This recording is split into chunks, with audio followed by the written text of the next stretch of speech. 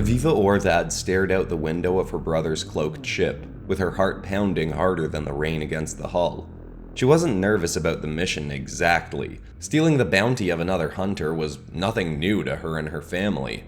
But the fact that it was a common occurrence was what weighed on her.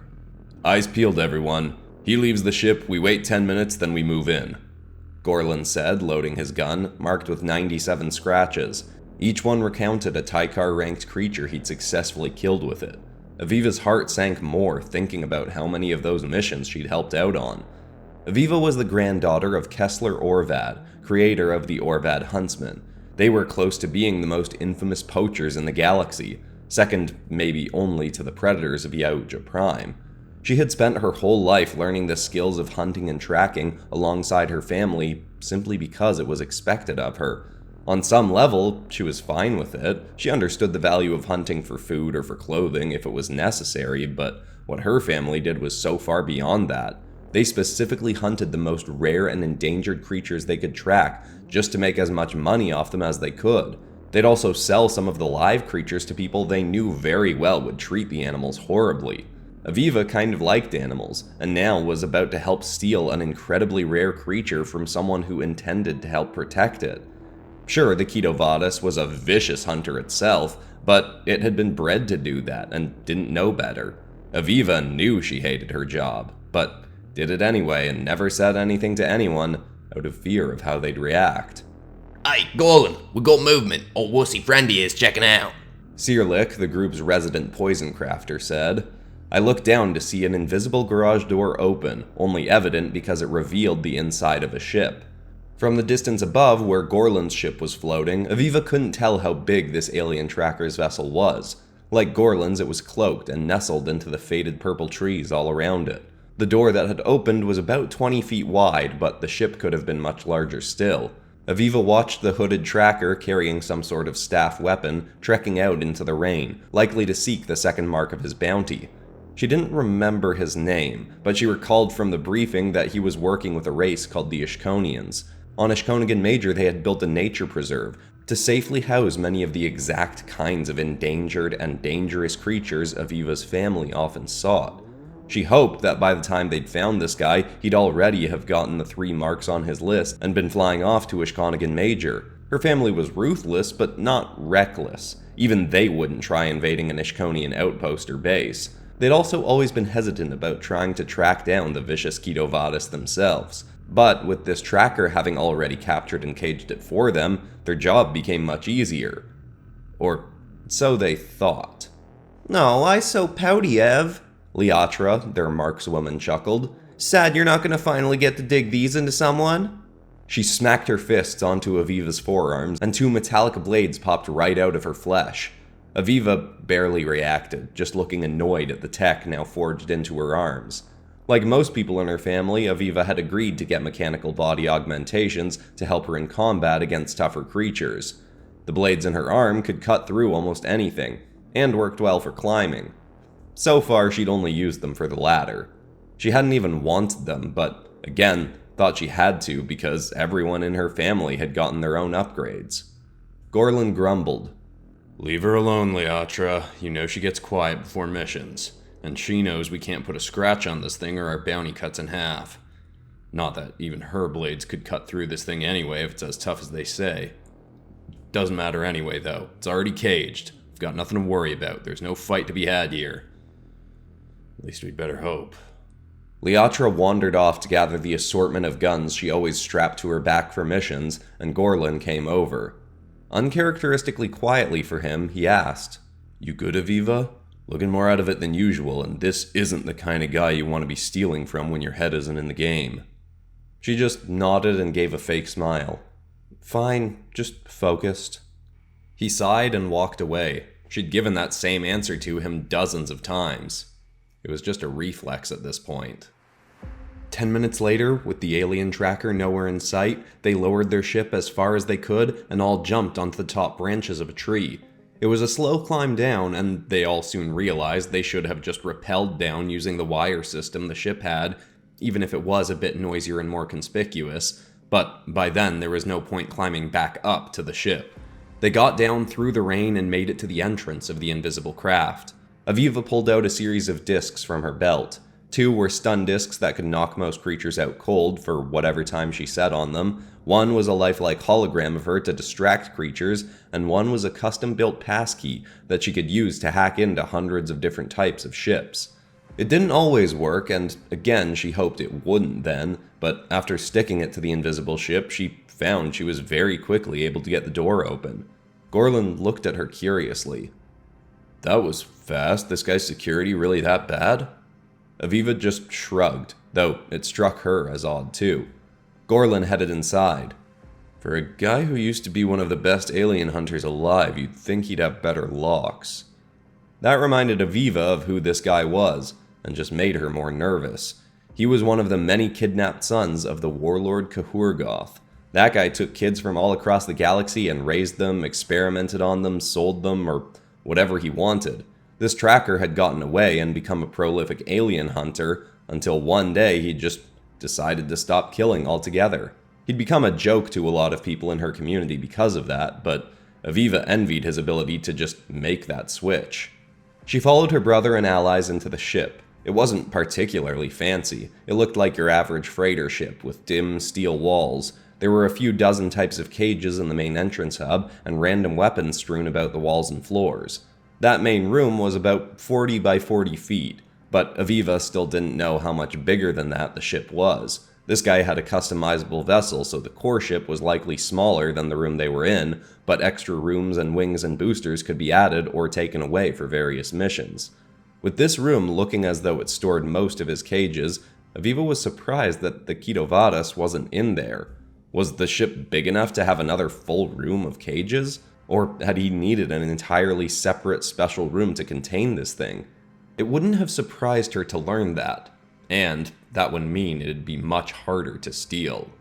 They got near the end of that main room and were headed for a door into the next area. Gorlin was about to press a button to open it when the bay door they entered through across the room slammed shut. An eerily cheerful voice then spoke over the PA system. "Hello, intruders. Welcome to the ship of Bustar Terminax." The dim lights that had been barely illuminating the room shut off, and it became pitch black. Gorlin tapped his shoulder, and the padding on it started to glow. Liatra pulled out another of her guns and flicked on a light attached to it.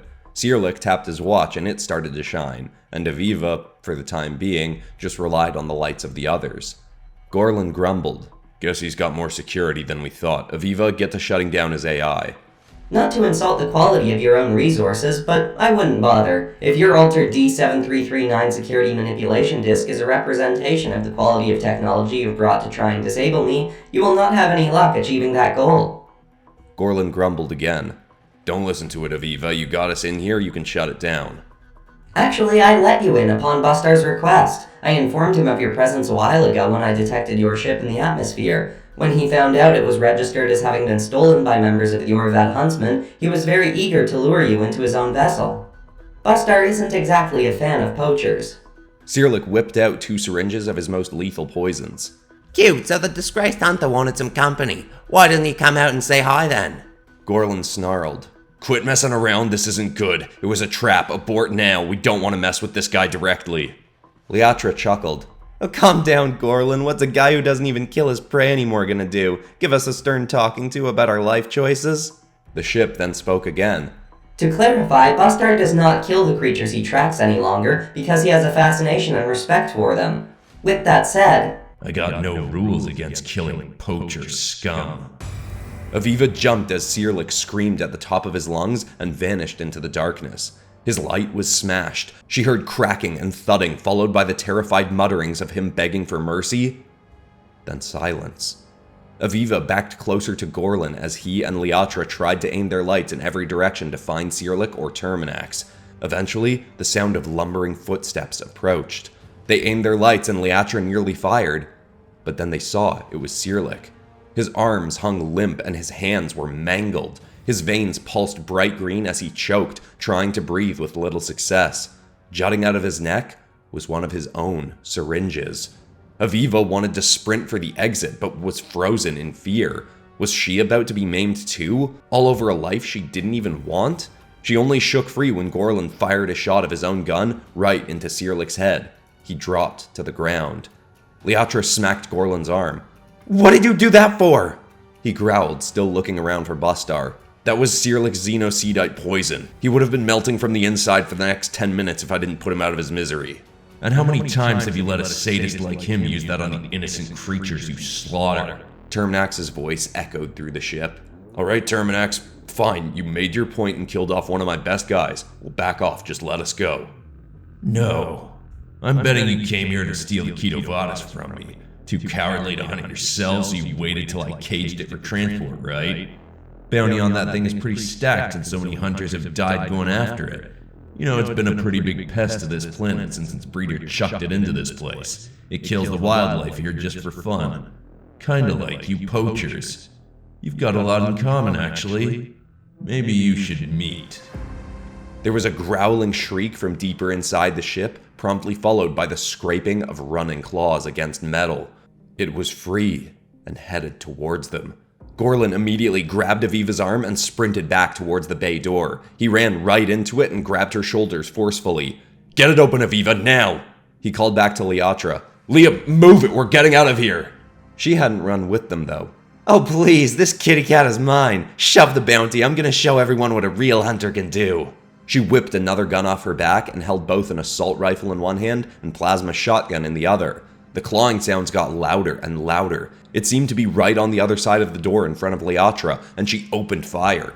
Gunfire lit up the room as she blasted the door to pieces. Anything behind it surely would have been torn to shreds. But as the door fell apart, she pointed her light and saw that there was nothing there.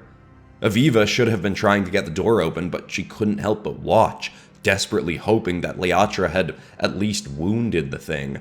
The dual-wielding poacher cautiously stepped towards the doorway, head darting around. Suddenly, Eviva noticed a silhouette very slowly descending behind Liatra. It was a bladed tail. Gorlin started to scream out to warn her, but by the time the words were halfway out, the tail stabbed through Liatra's back and yanked her towards the ceiling of the ship. Her light and guns clanged against the ground as the sound of shredding claws and splattering blood echoed through the room. Gorlin snatched the security disc off Eviva and smacked it against the door. "Try something, sis. Anything, just go." He started blindly firing up in the direction of where the tail had gone.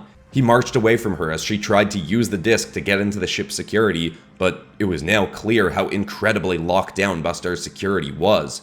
She couldn't do anything. She whipped back to her brother, who'd gone farther into the ship, still firing. From the light of his gun, she saw a lurking silhouette creeping across the cage top right next to him. Still horrified, but acting instinctively to protect her brother, she sprinted towards Gorlin and dove at him right as the creature did. She tackled him out of the way as the monster rolled across the ground just behind them into one of the empty cages. She leapt up, scrambled over, grabbed the door, and slammed it shut. She was astounded that she'd been brave enough to do that, but unfortunately, it wasn't enough to end the horror. The creature's claw slashed right through the door, and it was quickly tearing apart the cage as if it was made of cardboard. Terminax's voice spoke again. Alright, that was surprisingly noble for poacher scum. Tell you what, I'll give you a shot at getting away. But if you do somehow manage to live, find a new line of work. The bay doors suddenly opened again, and seeing the dark, rainy forest felt like peering into the light of salvation. Gorlin had picked himself up, and they both sprinted out into the woods, but could clearly hear the monster behind them tearing free from its cage. It'd be on them again soon. Gorlin smacked the buttons on his ship's remote, and it decloaked and moved above them. Wires started lowering down towards them, but moving far too slowly, and the ship itself couldn't get much closer because of the surrounding trees. Eviva muttered, I can't believe I'm gonna die like this. This is so stupid. I always hated this stupid job. Why am I here? Yeah, shocker, sis. You should have quit years ago, Gorlin yelled, slamming the button as if that'd make it go faster. Yeah, you knew I hated being a hunter? I mean, I figured it was something like that. I've tried asking you for years what's always eating you, but I hoped at some point you'd smarten up and either talk to me or do something about it, instead of just pouting all the time. Eviva sneered. Are you serious? Mom and Dad and Gramps would have killed me if I tried to quit. I didn't have a choice but to stay. That's your excuse for spending years doing something you hate? Sure, they'd be mad, but at a certain point you don't get to blame other people for you hating your life if you're not doing anything to fix it, Eviva. You should have sucked it up and said something years ago. He shoved the remote into her hand and reloaded his gun. A shriek came from inside the ship as pieces of metal clanged across the ground, and the clawing of paws came running again. "Live your life the way you actually want, Eviva, or I swear I'm gonna haunt you so bad." Before she could react, he started firing his gun into the ship, then sprinted off into the trees away from her. She stood in shock as the muscle-bound, furry fiend, the Ketovadis, came skidding out of the ship with its shark-like teeth bared and beady eyes locked onto Gorlin.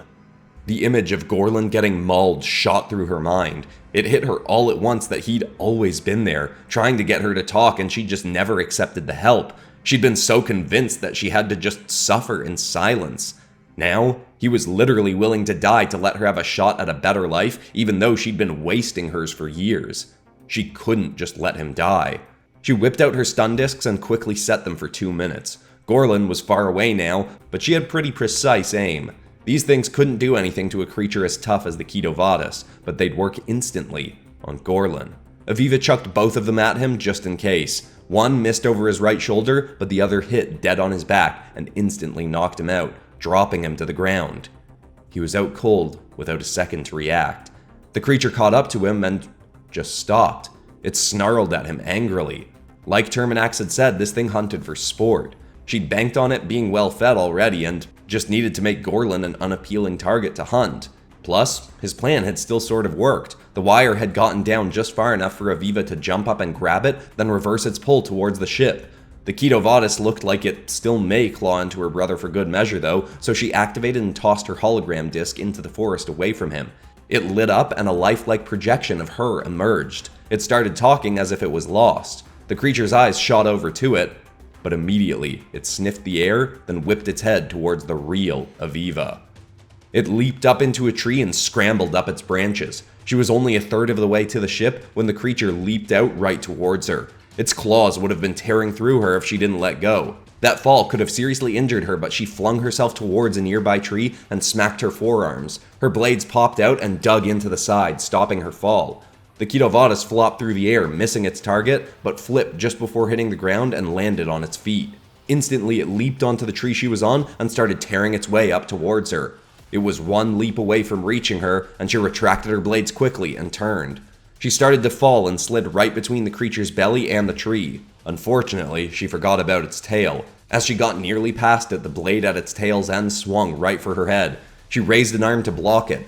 The tail smashed her own augment arm to pieces. The pain made her shriek, but at least she'd saved her head. Just before hitting the ground, she popped her other blade out again to stab into the tree to slow her fall. But it barely helped. Her legs slammed the forest floor and she felt both ankles buckle beneath her. Even still, she scrambled across the ground, not sure where she was going, but just trying to get away. That was sadly futile. The creature dropped out of the tree right in front of her with glowing drool dripping from its maw. It didn't pounce, yet, as if it was letting her stew in what was about to happen. One arm was mangled, but she raised the blade of the other in front of her. "Sorry, Gorlin. Hope you can live enough for both of us." As the monster reared its head back, a sharp whistle rang across the forest. The creature suddenly stopped and turned back to the ship. Standing in the bay doorway was a tall, muscular, well-scarred catman. He simply nodded his head, and, to Eviva's shock, the Ketovadis ran over to him and didn't start mauling him. It brushed its head up against his side and purred. He scratched under its chin and leered at Eviva. She wasn't sure if she now needed to prepare to fight him, but after a moment of staring, he said, Quick thinking to save your bud there. Pretty risky too. Ship thinks that's enough for me to give you a proper second chance. Plus, didn't catch everything you said, but sounded like you were looking to get out of this life anyway. Guess I'd be a bit of a hypocrite for killing someone who just waited too long to finally do that. But now, time's up. Like I said, find a new line of work, or I might just come looking for you. And you won't be getting any mercy if we have to go round 2. He turned and the creature followed him into the ship. Eviva called out in shock. "Wait, you tamed that thing? How is that possible?" He called back. "I was the only hunter smart enough to try it. Besides, I've always been a cat person." The ship door slid shut, and soon after she felt the ground shaking, tree branches shattered above, and she could feel the hot air of jets as the invisible vessel raised off the ground and disappeared into the rainy night sky. Eviva ran over to make sure Gorlin was okay and just waited next to him until he woke up. She didn't know about him, but she was definitely taking the advice. No matter how her family was going to take it, she'd find a new line of work. As horrible as this situation was, it was the wake-up call she needed to finally decide to start living her life her way.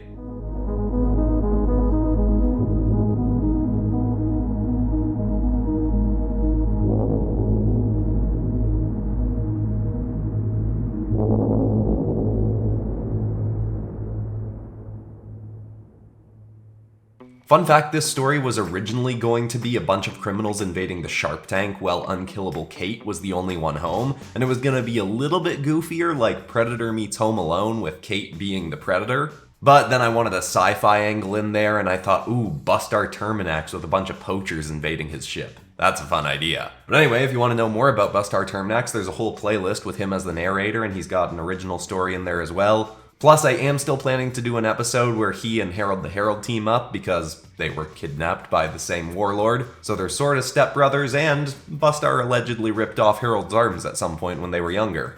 But anyway, besides that, that's all for today, except of course for ending this video on some kind of positive or inspiring note. And the thought I want to leave people with today is the idea that when you decide to live your life your way, the way that feels right and you want to be living, that's not always going to mean you're making popular decisions, and not everybody in your life is necessarily going to like the things that you want to do to live your life. But if you just don't go after the life you want and try to appease the people around you, eventually that's just going to make you miserable. You may end up feeling like you're disappointing people around you, but at the end of the day, you have to live your life your way. I hope that's inspiring. I love you all, and I'll see you all in the next episode on Friday. Goodbye.